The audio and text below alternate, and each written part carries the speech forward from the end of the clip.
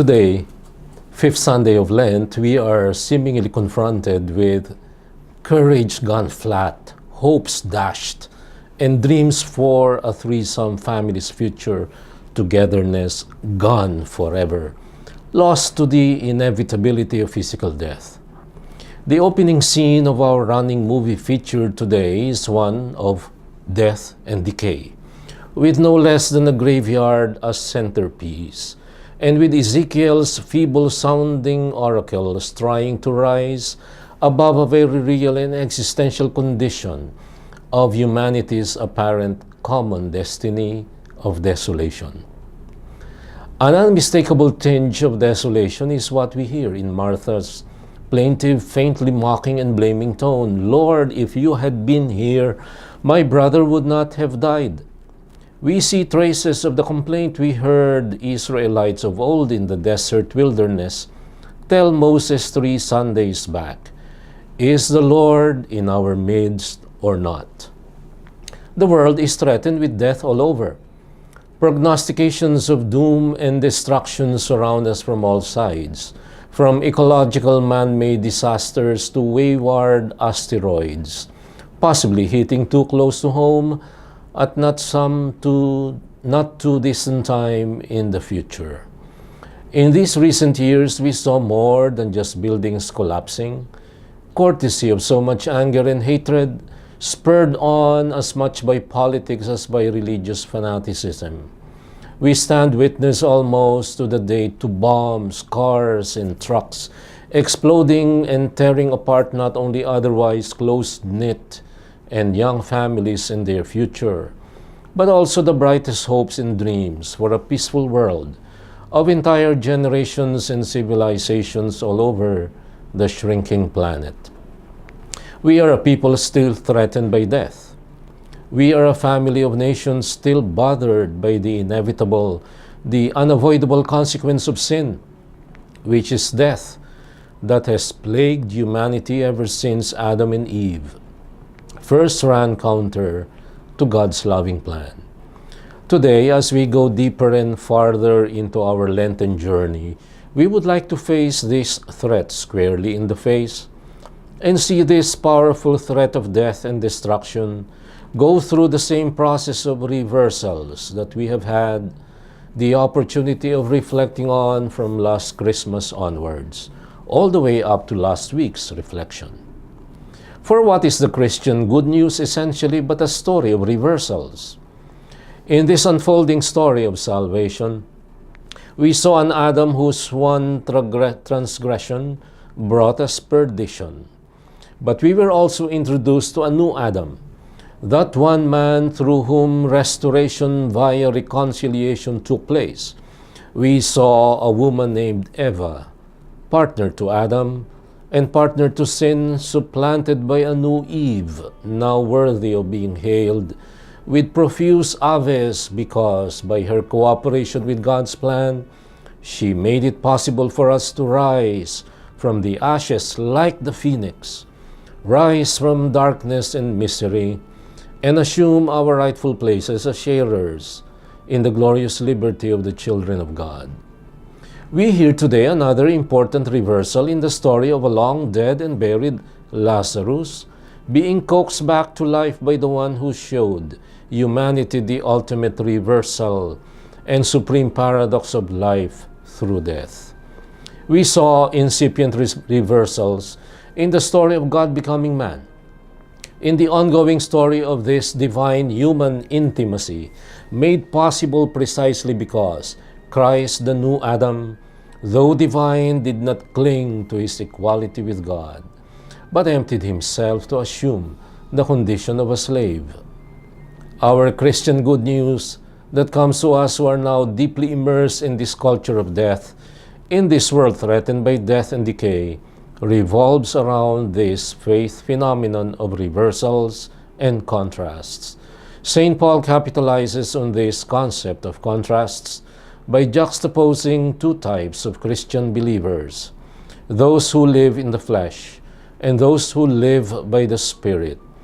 Jesus further affirms and deepens on this contrast by alluding to two types of people those who walk during the day, and those who walk during the night.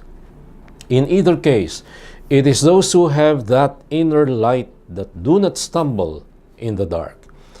I would like to suggest that in the context of all the death and decay in our midst today, we would do well to allow ourselves to be uplifted by what today's liturgy reminds us of, among other things. Ever so subtly and gently, we are being led to make a choice. We are asked to choose between a life in the flesh or a life in the spirit on the one hand, and between having or not having that inner light that will help us not to stumble in the dark on the other. There is no mistaking the choice of Ezekiel. He has obviously made God's choice his own, and God's choice comes with a resolute and decisive declaration. I have promised, and I will do it. What sort of promise is this all about? Read between the lines. Read Ezekiel's lips, as it were. Read God's solicitous love in every promise. It all boils down to bringing new life out of death. I will open your graves and have you rise from them, O my people. Who else but one who has chosen to possess and nourish that inner light like Paul, who could confidently declare, the one who raised Christ from the dead will give life to your mortal bodies also, through his Spirit dwelling in you. Who else but one who doggedly refuses to be threatened by death, who refuses to allow himself to cower in fear of death and decay, can say along with Thomas called Didymus, let us go to die with him? Who else but those who, like Martha and Mary, who both faced death squarely in the face and refused to be threatened by the finality of physical death, can utter words that glow with that inner light of faith in the Lord. But even now, I know that whatever you ask of God, God will give you. It is people who have chosen that inner light of faith that thrive where everything around them smacks of death. It is people who choose to look pain, suffering, and death in the eye, and who willingly join the Master in the journey to Calvary, who also go to die with him, who see the flip side of the death coin and see life. It is people who have seen pain and suffering firsthand, or who have suffered vicariously and empathically, who can be sensitive to the suffering of the earth, and who therefore can tread on Mother Earth and her riches lightly and responsibly.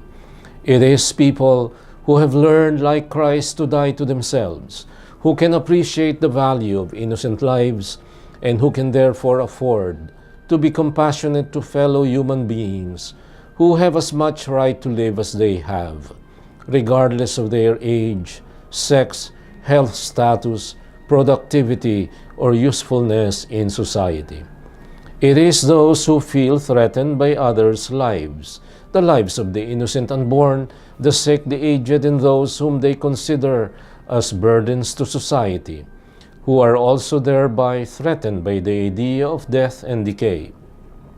In their furious attempts at denying death, they end up feverishly fostering the opposite of the evangelical value of life in its fullness.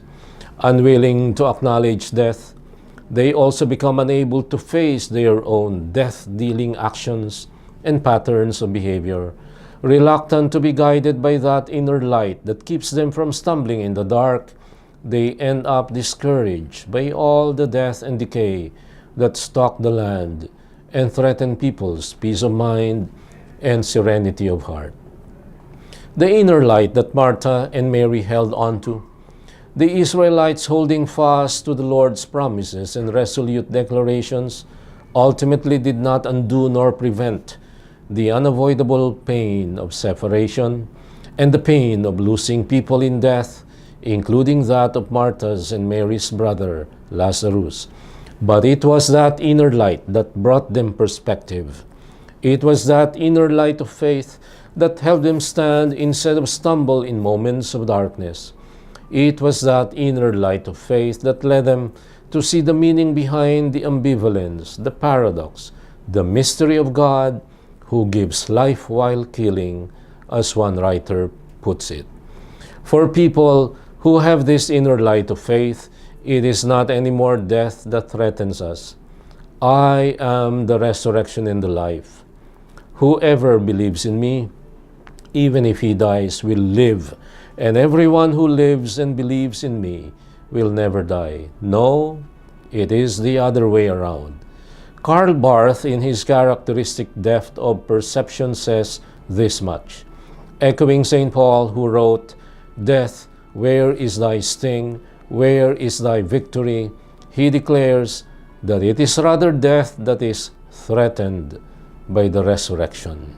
I quote more, "Nothing, absolutely nothing can one do who is fated to this life of sin and death. With its thousandfold festering needs, nothing can one do to amend it. Nothing fills up this vacuum. Admit it, there is no way out, unless it is the possibility of a miracle happening. No, not a miracle, but the miracle of God. God's incomprehensible saving intervention and mercy, the all-inclusive renewal that leads from death to life, that comes from Him, God's life word, resurrection from the dead. Resurrection, not progress, not evolution, not enlightenment, but a call from heaven to us, rise up, you are dead, but I will give you life." Let us then pray as we do at this Mass for the courage to embrace the world in the name of Christ. This world of death and decay is now happily threatened by the resurrection. And this, my dear friends, is your Kalakbay at Katoto on this fifth Sunday of Lent, saying, God bless you and thank you.